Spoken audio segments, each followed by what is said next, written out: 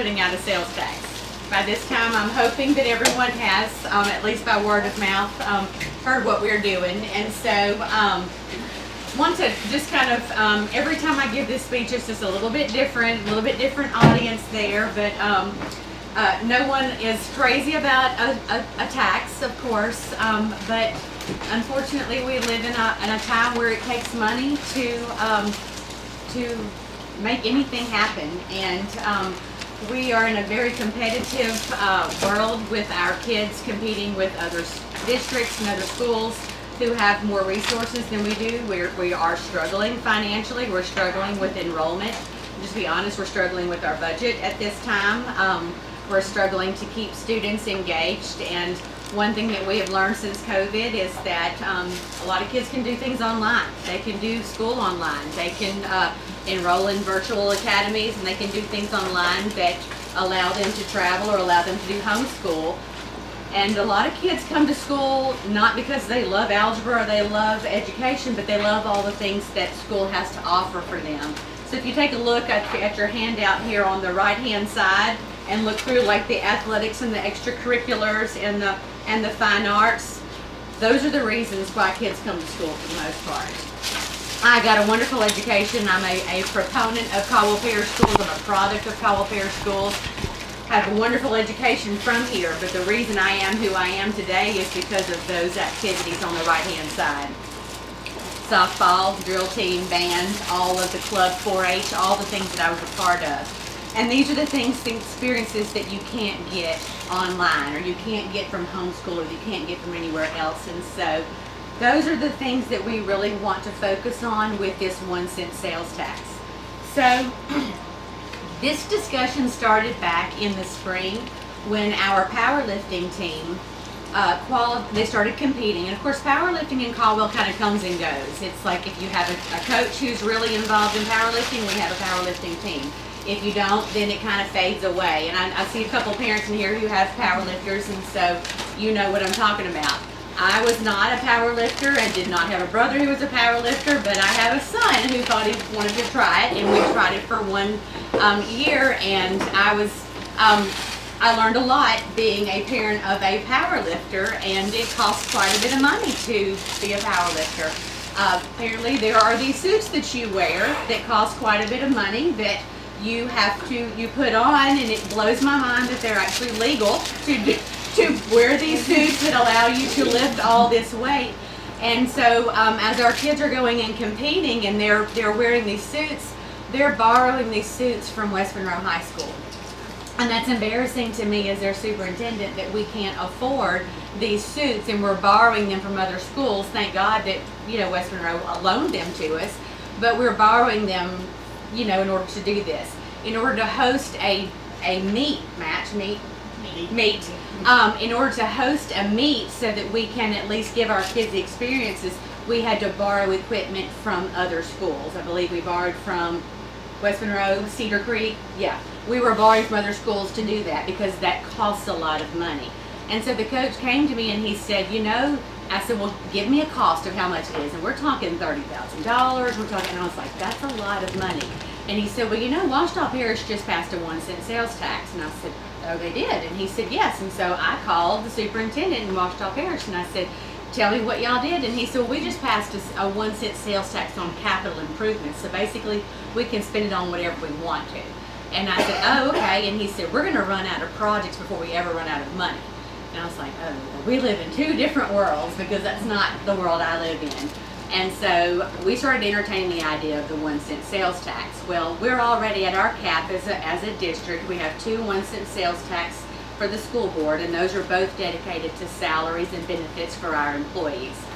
And so that was not the route to go. So then we started looking at a property tax. And of course that was like, oh, not another property tax, and so we already have a couple of those for our millage, our operations and our maintenance, and of course that's how we did the renovation several years ago. But there did come the idea of an educational facilities improvement district, and that's what is on the left-hand side of your page. And so I want to talk to you a little bit about what that is. An EFID is a board that is already in place in all 64 parishes. the school board has to actually appoint this board and enact it. And so that's what our school board decided to do, was let's appoint this board. Our actual EFID board is in the bottom corner of the left-hand side. It has 6 members. Maria Bass is the school board member who serves on this board. I serve on it as the superintendent, and then our business manager, David Saunier. And then we have 2 community representatives, Reggie Rockamore and Lauren Young, who both serve on this committee as well. They'll serve for 6 years, just so that we have some continuity, and they represent the community as a whole, and they can levy this tax along with our school board. They can't make any decisions that the school board can't, they have to work in tandem with each other. But so that we enacted this board, the board did, and then they can levy this tax, and they report directly to the school board. So this board was enacted to levy this tax. Now in the top left-hand corner, it kind of has some restrictions about what this sales tax can do. It's a 1-cent sales tax, and so when you think about 1 cent, it's 1 cent for every dollar that you spend. So if you spend $1, it's a penny. If you spend $10, it's 10 cents. Or if you spend $100, it's an extra dollar. It exempts your food and drug purchases. So when you go to the grocery store, it's not going to add another penny to your grocery bill. It is exempt for your prescription drugs. So if you go to, and I think this is meant to help families like your elderly who are on a fixed budget, so your food and your drug prescriptions are not affected with that. It's not forever like the other sales taxes that we have. It's a 20-year sales tax, but it's basically enacted to generate funding for long-term projects for facility improvements. It does not impact property taxes. There's been a lot of questions about that, but it does not. There's no way that it impacts your property taxes. The other thing about this is anybody who travels through here is going to pay it. If somebody stops and buys gas in Caldwell Parish, they're going to pay it. If someone stops and shops at Dollar General, they're going to pay for it. So it's anybody, it's equitable. Everybody who spends money is going to pay the 1 cent sales tax. And for our businesses, they just attribute it over. We're at a 10% sales tax right now, and y'all have done the research around us. Everyone else is at 10 to 12% right now. If you're going to Monroe, do y'all pay attention to how much you're spending? You're already spending that, 11 to 12% when you go to Sam's, when you go to Sterlington, when you go to Franklin Parish, when you go to LaSalle Parish, it's 10 to 12%. So we're already on the lower end there. So, and that's the thing, is everybody else is doing this, and we're like, okay, it's time for us to jump in and support our kids as well. So we decided, let's go ahead and move forward with this. Let's do something for our kids to support these programs. So if you look on the side there at all of these programs, athletics, extracurriculars, fine arts, we want to be sure that we're supporting everything outside of the regular classroom. We have a team of people at the central office who write grants for literacy, numeracy, career tech ed, special education, technology. We can write grants for all sorts of things, but there are no grants available for athletics. There are no grants available for clubs or extracurricular, for band, music. I mean, very few for arts or anything like that. So, and absolutely nothing for capital improvements. So this is it. This is the way to do it, is to say, you know what, if the community wants more for our kids and more for our experiences, we have to put it together and all come together to make this happen. So in deciding what we wanted to do, I have ideas, we have ideas, but we decided, let's go to the community, let's find out what do we really need, because a lot of the ideas come from our community, our parents, the people who are actually involved. So our first step was to call together our coaches, our principals, our teachers, our sponsors, and find out. So we put out a survey, and we received about 152 responses from the survey about what do our programs really need. So if you flip over to the second page, those responses came back. We put the data together, and overwhelmingly there were 2 items that came to our attention. The first was that people are tired of fundraising. Anybody want to give it, Amy? Amen.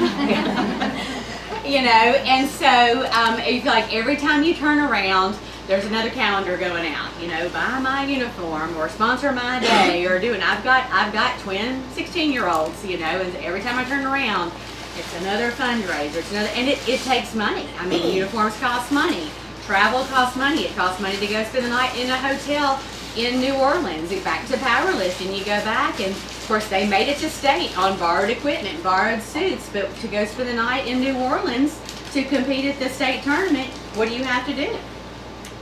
You have to fundraise. And so, and I'm a part of those group meetings, and so I see those parents going off about, I'm going to ask for money, and I'm going to this bank, and I'm going here, and our banks are getting hit up one time after another, and our businesses are getting hit up one time after another, and parents don't like. Do any of you like going to ask for money? I hate going and asking money. I hate asking for money. I don't always hate giving it. It's hard because every time you turn around, you're having to give money. Our businesses are so generous and they want to give, but it is exhausting, and they have a budget they're trying to maintain, and they don't want to say no to anybody. And so that to me was like, okay, you hear this over and over again. What if we could create a funding mechanism within this money to say every organization gets a startup amount at the beginning of every year? Can we reduce all the fundraising? No. There's no way to say we won't do any fundraising, but if we can give everybody, you don't have to start at zero every year, then we've at least started somewhere. And so in doing that, there are things we have to consider. Like, you've got some sports who have a gate. Football has the biggest gate. Everybody comes to the football games on Friday night, so they might not need as much money. Of course, they have to pay officials, they have to pay the gate workers, they have to pay all of the stuff that goes along with having a football game. And then you've got some like powerlifting, of course, you did have that one meet. Cross country doesn't have any gate. Tennis doesn't have a gate. Y'all help me out with where some others. Golf does not have, you know, fishing doesn't have a, so there are some that do not have. Now, band has the concession, you know. There are some who have booster clubs, some that do not have booster clubs, but so you have to take all of those things into account, whether you have a funding mechanism or not. Some of your clubs are like just school-based clubs who do things that are just school-based, but then you also have like your speech squad who go and they compete. And so if they're going and they're staying overnight in hotels to go compete in Lafayette, that costs money, but they don't have a way to make money other than selling what, boo bags, which is great, you know, and that provides something for kids to do, but how many boo bags do you have to sell to be able to put all your kids up in a hotel room for how many competitions do they go to? 3 or 4 years, they stay like 2 or 3 nights. Absolutely. So it just costs money. So you have to take all those things into account, that organization may need more money than, say, I forget my list. Than the student council who's just doing something at the school as a beautification project or something. So for easy math, I'll just say, let's take our band, okay? So if we put it into effect, a funding mechanism that said, right now we have currently 51 kids in the band, which is huge, it's growing. Every year we're growing and growing. What if we said $100 a kid at the beginning of the year? That would give them $5,100 to start with every single year. Next year, say you're up to 58 kids. And every year that you're growing, you have a startup fee a startup amount every year that you are. The more you grow, the more MFP money we're getting, so you have more kids involved, and that's what we're trying to do. So if we could do that, we could impact every kid in our district, because even down to our pre-K 3 and pre-K 4, we have art and music, right? How many kids take art in our pre-K and pre-K 4?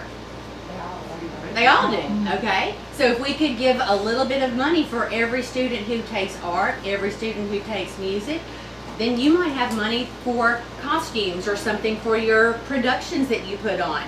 You can use this money however you choose to for those extra things, you know, that you want to do. So we can think outside the box about things that we're not necessarily funded for through our grants. Does that make sense?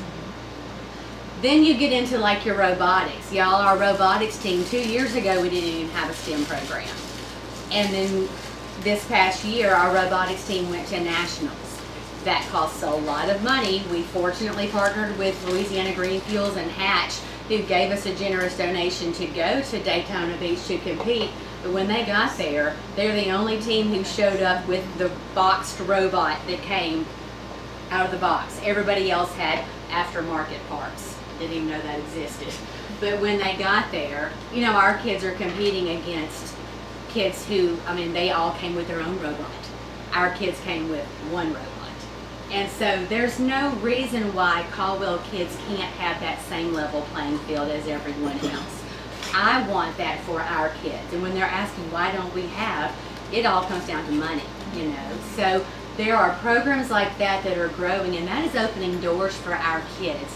Engineering, I'm not sure what fields y'all all work in, but I know engineering and robotics and coding hits somewhere in your field at some point. Opening doors for our kids. We want to make sure that we are making sure that Caldwell kids are on that same level playing field. This is the way we can do it.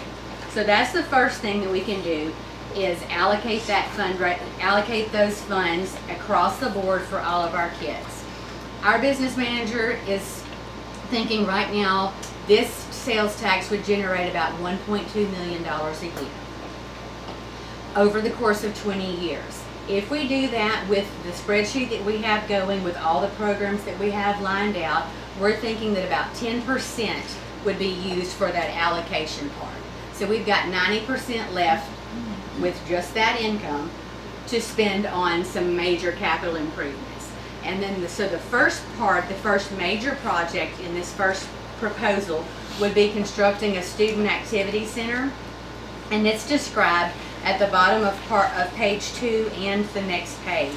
But this student activity center would be located between the junior high and the high school to service both campuses. And so one wing would be dedicated to STEAM, which is STEM, so your science, technology, robotics, art, and music. So choir, you'd have your robotics lab with all of the things and technology designed for that. Your art classes and your choir classes, which would open up the fine arts building to use all of those rooms for bands, because our band program is growing. I don't know if any of y'all were in band back in the day when we had the wind section over the junior high or the brass. We were all separated from, you know, that would allow us to be able to separate and grow that piece over in that area. But so one wing would be for STEAM, and then the other wing would be for an expanded weight room with updated equipment that is, you know, the rubber mats, all of the updated equipment that could be used for both junior high and high school boys and girls. Currently, all of them are fighting over the field house weight room. And if any of you have kids, you know, you may have the 6 a.m. workout, you may have the Monday at whatever time, Delinda and I can attest, when our girls were playing softball, we ended up having to pay for our own membership at Spartan Fitness because there was no time to get those softball girls in there. So it's an absolute necessity. And then with this robotics wing on this side and this art and the music, and then you've got the weight room on this side with it too, you would have appropriate locker rooms and showers for both boys and girls. It's another part that we don't have. I learned this past year with our powerlifting team that our girls were actually changing clothes in the coaches' offices, which is not okay. They should have a place where they can change clothes as well. So by doing this, we'd be able to meet all of those needs with that one building. I would love for it to be covered, so that in the weather they were actually walking under something from the junior high and then also from the high school, and have that together too. So novel idea there, I know, but you know, Caldwell strong, for that what Miss Wild said. Yes. We braved the rain. We all did it, didn't we? Whole other dimension. A whole other dimension. But all that is explained there on the bottom of this page, and the second page is as much depth as we could come up with there. But that's a way that we thought with this first phase we could make that happen. And with 1.2 million a year, we think we could probably accomplish this in about 4 to 5 years. If our sales tax keeps booming like it is, we could possibly get done faster than that. And so the last page is, I put phase 2 possibilities because these were other items that were mentioned on the survey. They may or may not still be items when that first phase is over, because like I said, 2 years ago, we didn't even have a STEM program. So when this first project is done, these may or may not be needed anymore, because my hope, after talking, because I presented this at all 3 banks, and after talking with them, if we could alleviate the fundraising that they are constantly doing, we've talked about maybe setting up some grant programs that we could write for like major grants, that they would fund some of these possibilities through major grants. So some of these projects may even take place before the sales tax would have to get there. Does that make sense what I just said? Okay. So some of these may not even be necessary then, because they could take that fundraising money and do these projects. But some things that need to be taken care of are the track and field. The track materials are out there. They're here. It's supposed to be Saturday, but the rain is going to hold it off. But the track is going to be repaired. They owe it to us because they did a terrible job the first time. But the field needs to be repaired. There are the high jump, our state, what she got, second place in the state. She practices at Richwood High School. That's embarrassing because we don't have a high jump pit here. We need to fix that. We need to remedy that. There's no reason why that should be happening. We need proper drainage and all that for the field event areas. We absolutely need to update our ag shop and all of our blue collar trade expansions. Upgrades to our softball and baseball fields over there. Our band instruments, those cost a ton of money. But in order to be able to upgrade those things as well. Our marching band, all of our color guard, you know, all those backgrounds and stuff that they use when they march. We hand paint ours. When we go and compete with other schools, y'all, they have screen printed. It's like professionally done. That costs a lot of money to be able to do that. Locker rooms, changing areas for tennis, cheer, dance, the junior high. We really have a lot of work to do in that area for those programs. And on down to elementary school auditorium renovations and playgrounds and pavilions for all of our students, especially those with disabilities, and lighting. These were all items that were mentioned on the surveys that we want to get to. 20 years, whether you look, sometimes you look at it and you're like, that's a long time, and sometimes it's like, it's really not in the whole scheme of things. There's a lot of things that we can actually accomplish if we all just put a little bit of skin in the game for that. And so the possibilities are there. It's just a matter of, are we willing as a community to invest in our kids? And so the last thing I want to call your attention to is in that box in the bottom right hand corner, and that's the verbiage of the sales tax. We were very particular in the way that this is written, because I don't plan to be in this role in 20 years. And so we want to make sure that whoever is, that they still interpret it the way that the voters pass it.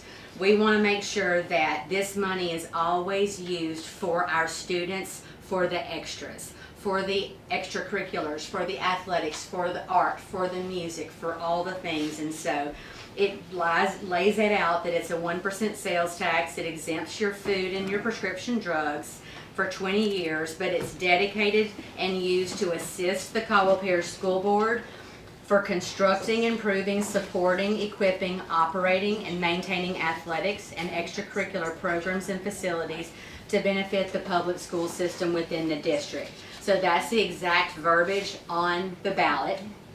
I will say the election day is November the 15th. Early voting starts November 1st, which is a week from Saturday.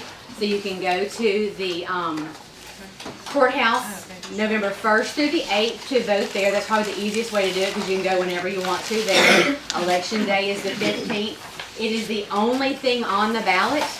So it's like you have to make a special trip to go do it, and I will tell you why it's the only thing on the ballot. And it's because in order to get through the process of the EFID, it was the first election that was available after we got through the process.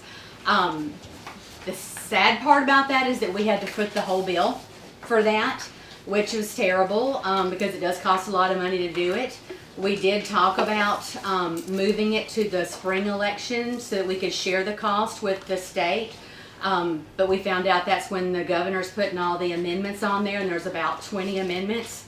And have y'all ever go vote when there's 20 amendments? What do you do?